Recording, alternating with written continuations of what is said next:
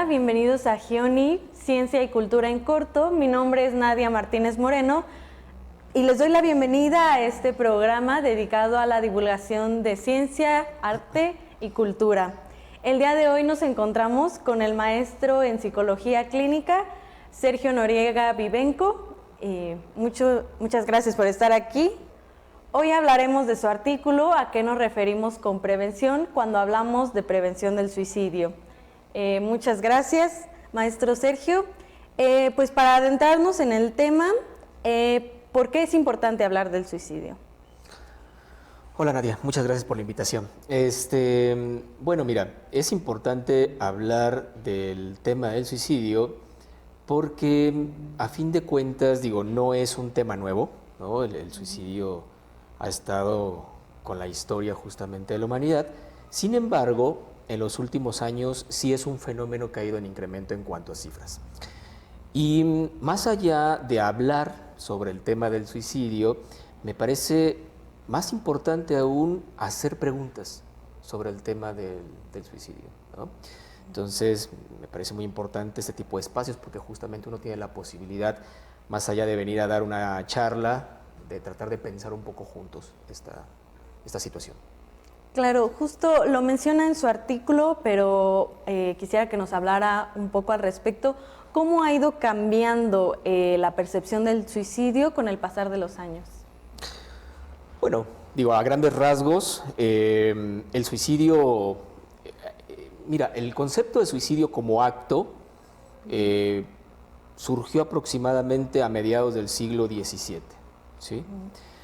Un filósofo, Caramuel, fue el que justamente creó el neologismo de suicidio, porque antes no se hablaba de suicidio como un acto, ¿no? Estigmatizado, sino que se decía, por ejemplo, una persona murió porque consumió tal veneno, o una persona murió porque cayó sobre su espada, o incluso se hablaba de muerte noble. Posteriormente, ya el concepto de suicidio como tal se implementa justamente con el cristianismo. Y digo con el cristianismo porque, por ejemplo, en el Egipto antiguo no se hablaba como tal del suicidio, como una cuestión estigmatizante, era todo un derecho. Incluso en la Roma antigua también, por allí estaba permitido el suicidio, siempre y cuando fuera en casos de alguna desgracia insoportable, decía Platón. Había personas, es cierto, que no lo tenían permitido, como por ejemplo los esclavos, porque menguaban justamente el capital económico del dueño de los esclavos, o tampoco estaba permitido para los soldados, porque menguaban justamente el capital, del Estado. Entonces, en un principio, cuando llega el cristianismo, esto lo convierten en un pecado, ¿sí? Entonces solamente uno podía morir justamente por designio de Dios. Posteriormente, cuando llega la psiquiatría y empieza a hacerse clínica con la psiquiatría, se concibe como un acto, ¿no? de enfermedad mental. Entonces, vamos viendo cómo ha ido cambiando justamente el concepto. Y si va cambiando el concepto, va cambiando también la forma de proceder ante el fenómeno. Actualmente se habla de que el suicidio se lo adjudica a causas por trastornos de personalidad, trastornos mentales, depresión, qué sé yo, ¿no? Sin embargo, me parece que se deja mucho de lado la parte social. Una parte social que justamente a mediados del siglo XIX, Durkheim, por allí mencionó la importancia de las causas sociales. ¿Cómo afecta la cultura en este tema? Mira, es que depende de qué cultura estemos hablando, ¿no? Hay culturas que incluso todavía mantienen como una idea más abierta con respecto al fenómeno. Por ejemplo, la cultura alemana, ¿no? Tiene diferentes formas para nombrar el suicidio.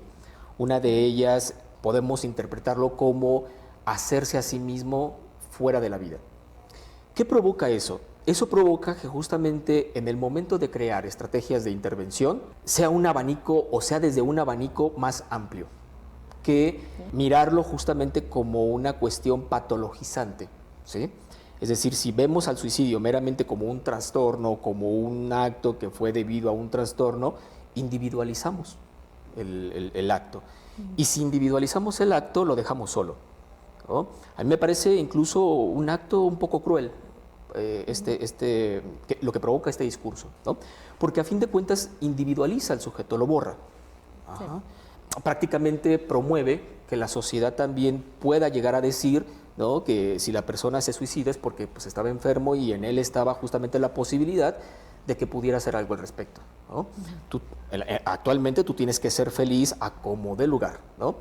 Y si no puedes con lo que tienes, para eso hay pastillitas. Entonces hay una sobremedicalización también de la sociedad. Entonces eso cambia de acuerdo también a las sociedades, ¿no? ¿Qué tanta importancia se le da a la medicalización? ¿Cómo se concibe al suicidio? Si se concibe como un acto de una persona que está loca, si se concibe como un acto que es una protesta contra la sociedad en la que se vive, si se concibe como un acto de desesperación, no lo sé.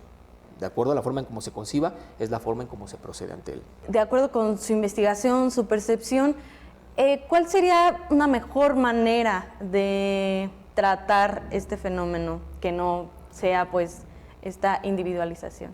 A mí me parece que una forma de poder proceder ante el suicidio es, antes que emitir una opinión, preguntar. ¿Es difícil? ¿Es complicado? Sí, por supuesto. ¿Por qué? Eso requiere más tiempo, requiere más presupuesto personal, ¿no? Y ante la cantidad creciente de suicidios, eso nos llevaría mucho tiempo. Pero es cierto que la forma de ir pudiendo hacer algo de mayor trascendencia, llamémoslo así, es esa, ¿no? Tú puedes leer en las redes sociales los comentarios que están debajo de una noticia sobre un suicidio. La mayoría de ellos son comentarios muy agresivos, ¿no? Comentarios en donde justamente le adjudican totalmente la responsabilidad a la persona que se suicida. ¿Sí? Sí. Pero no hay un comentario, o encuentras muy pocos comentarios preguntando qué pasó. Y estamos actualmente en una sociedad que ya no pregunta por el qué pasó, sino que emite una opinión. Y eso está en todas las temáticas sociales, no nada más con el suicidio.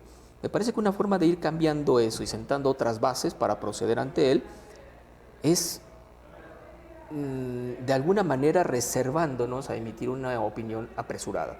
Y esto también me parece que lo tenemos que practicar aquellas personas que nos dedicamos a la psicología, ¿no? Más allá de manualizar la intervención, es escuchar al sujeto padeciente. Claro. Y además de esto que nos comenta, las redes sociales, ¿cómo han afectado a la salud mental en general? Ay, es un tema amplio, pero mira, las redes sociales, algo que promueven, a mi parecer, es una cultura de la inmediatez. Hay un libro por allí de Gabriel García Márquez que se llama Noticia de un secuestro. ¿Sí? En este libro, Gabriel García Márquez va haciendo un desglose de un secuestro, pues, pero explicando cada uno de los detalles, cómo se fue dando, para dónde va el asunto, cómo se resuelve, etc. Si todas las noticias fueran así, sería maravilloso. Digo, uno estaría muy enterado, ¿no?, de lo que sucede detrás de una, valga la redundancia, de una noticia. Y me parece que con los actos de suicidio es algo similar. Las redes sociales bombardean, ¿no? Bombardean de información. Entonces, poco tiempo y poca posibilidad tiene uno de poder digerir todo lo que allí encuentra. Peor aún, si todos podemos emitir una opinión en las redes sociales, no acabamos nunca. Basta que tú vayas revisando cada minuto las redes sociales distintas que tú tienes para que te vayas dando cuenta de la cantidad de información con la que te bombardean. E información que se contradice en segundos, además, ¿no? Un medio publica tal cosa, otro medio publica otra cosa, tal persona publica esto. Entonces, bueno, me parece que desde allí justamente las redes sociales a veces contribuyen a que haya una mayor sordera con respecto a cualquier tema. Sí, pues de hecho menciona esta parte de la sordera en su artículo. Y bueno, ¿cómo fue que nace la idea de este artículo? ¿Es por la preocupación justo de esto, de la inmediatez, de la individualización o de alguna otra razón? Pues mira, en un primer momento nace por una experiencia que yo tuve al momento de trabajar en una institución de acá del estado. Trabajando allí, mi primer acercamiento con un suicidio fue el de un chico que por allí había clavado un cincel en la pared, ¿no? Y colgó un mecate. El chico, para suicidarse, no quedaba flotando, sino que tuvo que flexionar las rodillas y no se levantó nunca, ¿no?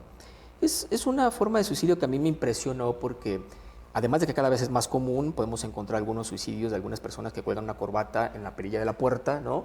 Y simplemente se sientan y esperan a asfixiarse, vamos. Sí. Eso a mí me llamó la atención y fue, en primer momento, como digamos, el origen del interés en el tema del suicidio. Después, algo que también por allí me jaló es darme cuenta de la falta de perspectiva de futuro que hay en la sociedad. Vivimos en la cultura de la inmediatez y eso anula por completo la falta de perspectiva de un futuro, y que justamente incluso la OMS lo dice, ¿no? El grupo etario más afectado de este tema es el grupo etario entre los 15 y los 29 años. Entonces, bueno, habría que pensarlo desde allí quizás, ¿no? Son chicos que están muy cerca de tener que elegir una carrera, una profesión, y también de personas que recién egresaron. Pero si no hay una perspectiva de futuro, viene, digámoslo así, un bajón, ¿no? Y eso afecta de sobremanera, a mi parecer. Es una de las principales causas justamente de los casos de suicidio. Ok, justo iba a preguntarle cuáles son estas causas que, pues, lo que motiva a las personas a cometer este acto. Justo, pues redes sociales y tal nos bombardean con mucha información, pero ¿cuáles diría usted que son como las principales?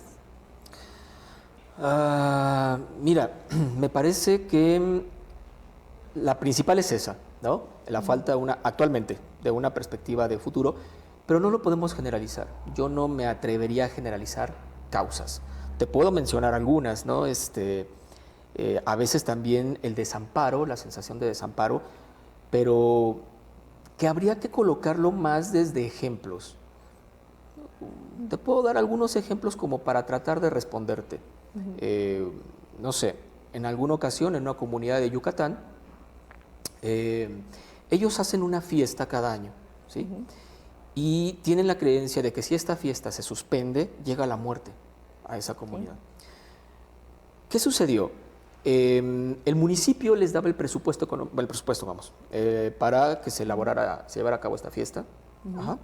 Y en uno de estos años no se otorga ese presupuesto. ¿Sí?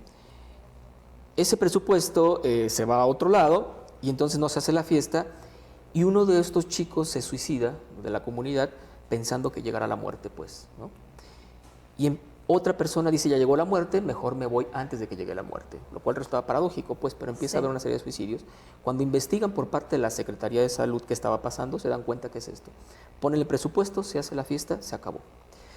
Eso nada más es un caso, ¿no? Bueno, pues antes de continuar nuestra charla con el maestro Sergio Noriega, vamos a ir a un breve corte.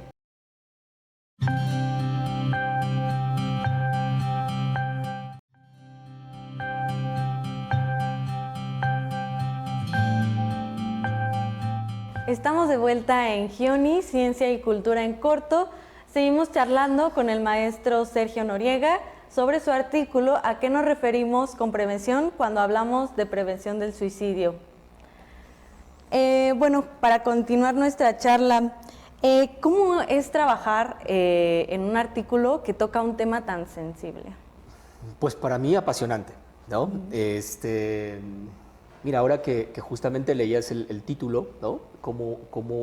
¿A qué nos referimos con prevención? ¿No? Es una de las primeras preguntas que justamente hago a la población a veces que me invita a charlar, ¿no? Del tema. Y la pregunta es, ¿qué quieren prevenir con prevenir el suicidio?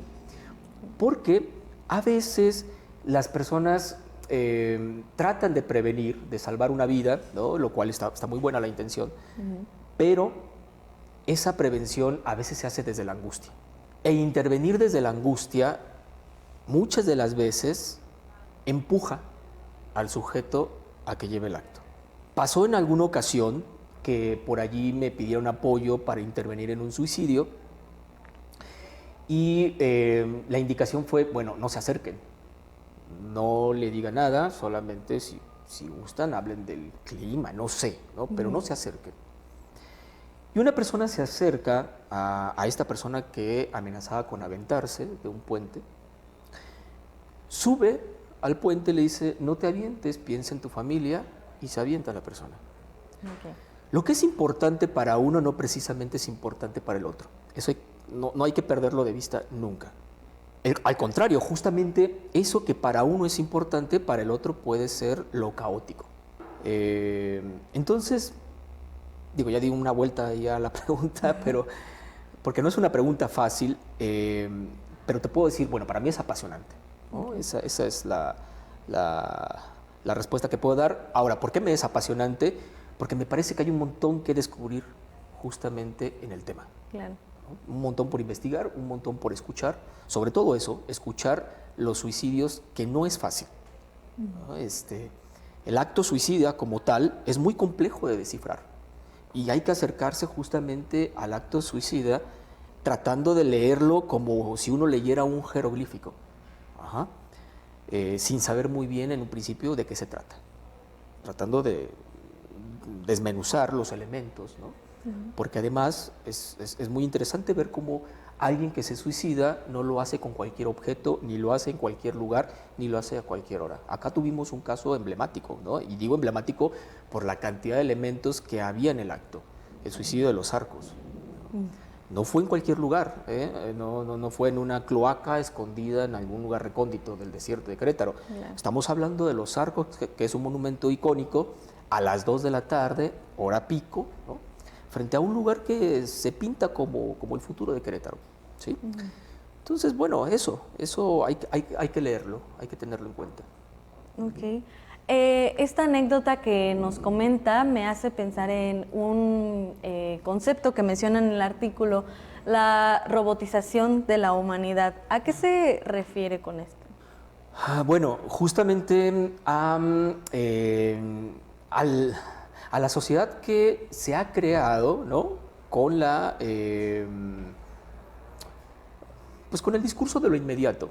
Digo, yo a veces en son de broma digo, mira, si tú quieres ver a una población zombie, la tenemos, ¿no? Basta con que uno se vaya a una de las avenidas principales del municipio y observe en el transporte público la forma en cómo viaja la gente, ¿no? Todo el mundo va en lo suyo, ¿no? Ya nadie hace contacto con nadie.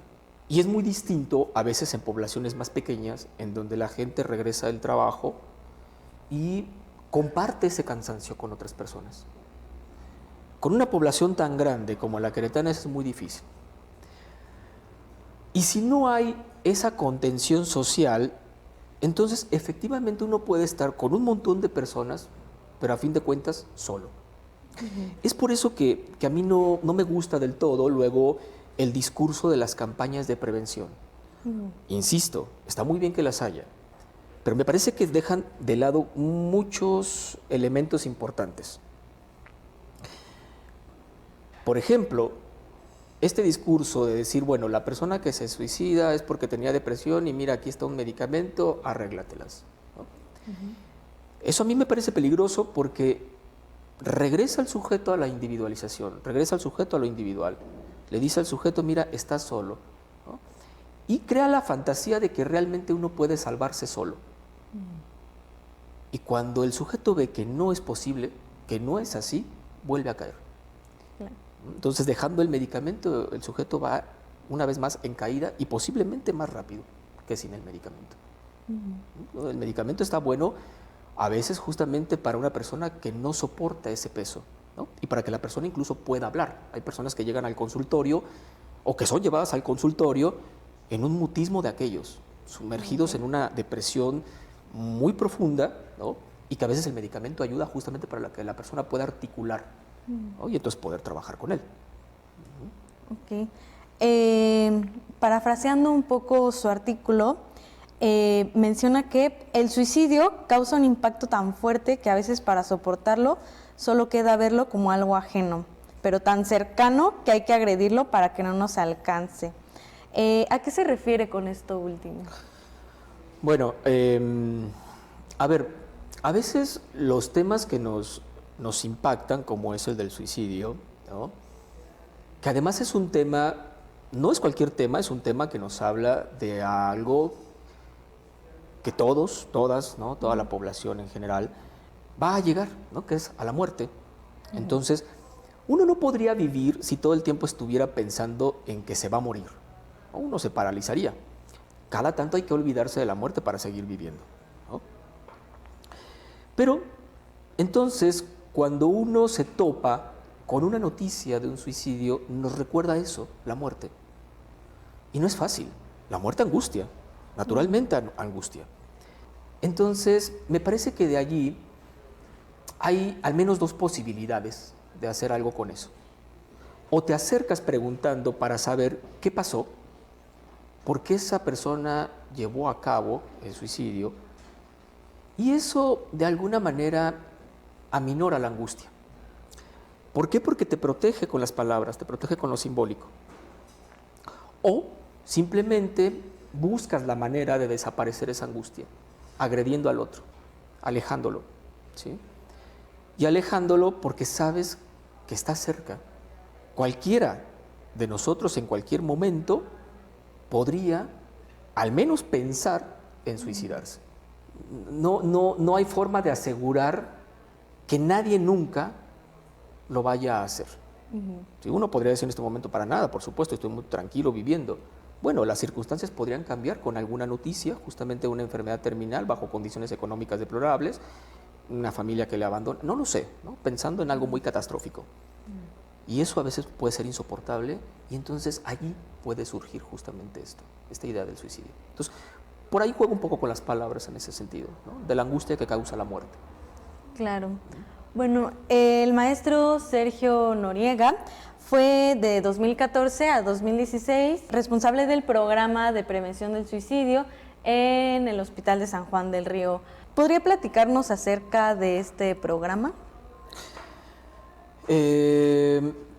Bueno, mira, es un programa que prácticamente estaba sostenido en atender a las personas que llegaban por algún intento de suicidio al hospital o con ideación suicida.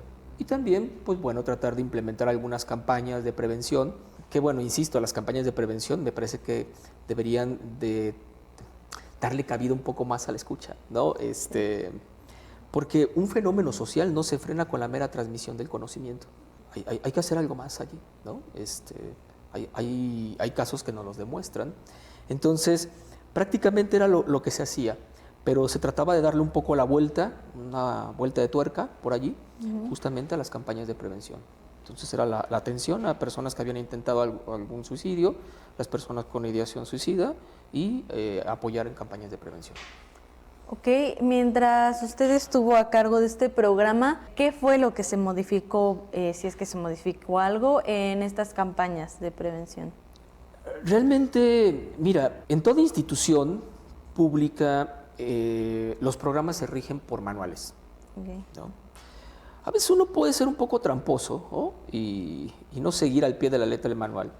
Y digo tramposo en el sentido pues de las necesidades y circunstancias que están enfrente, ¿no? Yo no puedo justamente simplemente transmitir una información a un grupo de chicos y chicas en una escuela, porque eso no sirve de mucho a mi parecer, ¿no? Es información que se les resbala y siguen, ¿no? No sé, digo, de esto quizás no me atrevo a hablar por a veces la secrecía profesional que hubo ahí en el hospital, pero te puedo poner otro ejemplo. Cuando yo trabajaba también en una asociación civil, trabajamos con un grupo de chicos y chicas de secundaria y trabajamos el tema de prevención del embarazo en una comunidad de acá de Querétaro, porque queríamos saber, ¿no?, por qué a veces las campañas de prevención no son lo suficiente como para lograr el cometido. Y resulta que estos chicos y chicas decían, es que yo sí me quiero embarazar. Uno se sorprende un poco ante esa respuesta y dice, pero tienes 15 años, ¿no? Tienes 14 años. Pero eso es una escucha desde mi postura. ¿Por qué se querían embarazar? Porque justamente era la subjetividad de la comunidad. Ellos habían visto que sus papás a los 15, 16 años, 14, se habían embarazado, el hombre buscaba un trabajo, se insertaba en el mundo laboral, la mujer se quedaba en casa al cuidado de los hijos, y bueno, esa era la rutina. No había una perspectiva pues de futuro para ellos más allá de eso, ¿sí? No quiero decir que con eso no fuera un futuro, está bien, sí, es muy respetable y es muy válido, pero a veces el discurso se homologa de tal manera que la idea pareciera es, no, prevengamos el embarazo, que no haya embarazos. Bueno, pero eso deja de lado este tipo de discursos.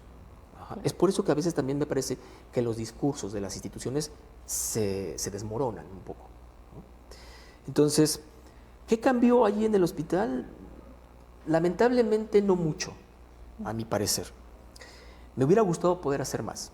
Sin embargo, el trabajo institucional es un trabajo muy demandante, un trabajo que hay que hacer con mucha falta de recursos y mucha falta de personal. Entonces, uno se las tiene que ingeniar y hacer lo que puede con lo que tiene. Y bueno, ya para terminar, con toda esta investigación, con todas las pues, vivencias que ha tenido, ¿cómo concibe ahora la muerte? Ay, caray, qué pregunta. ¿Cómo concibo la muerte? Pues no sé, mira, te puedo hablar de la muerte propia, ¿no? Pero la muerte, pues es algo a donde vamos, a fin de cuentas. Uno puede tratar de quedarse un poco más en vida, de sostenerse más en vida, ¿no? Uno no se entrega a un goce total porque quiere seguir viviendo, ¿no? Por ejemplo, yo no me pongo a comer todo lo que se me antoja porque en algún momento me va a hacer daño, ¿no? Entonces tengo que renunciar a algo para ganar más vida, por ejemplo. Sí. Entonces me parece que la cosa de la muerte, hay que estar conscientes de ella para poder vivir un poco más, ¿no? Si no, uno se olvida y se va directito al precipicio, ¿no? Sí. Entonces no te puedo decir mucho al respecto, pero me parece que es un tema muy interesante, un tema que tiene muchas vertientes, muchos caminos, y que no sé cuántos programas nos podríamos llevar hablando justamente de todos esos caminos que están dentro del campo y al borde pues, de la muerte. Sí, pues bueno, muchísimas gracias por habernos acompañado aquí. Pues nuestro tiempo ha terminado en esta ocasión. De nuevo, muchas gracias. Gracias también por acompañarnos en Gioni, Ciencia y Cultura en Corto. Gracias a producción y nos vemos en la siguiente edición. Hasta luego.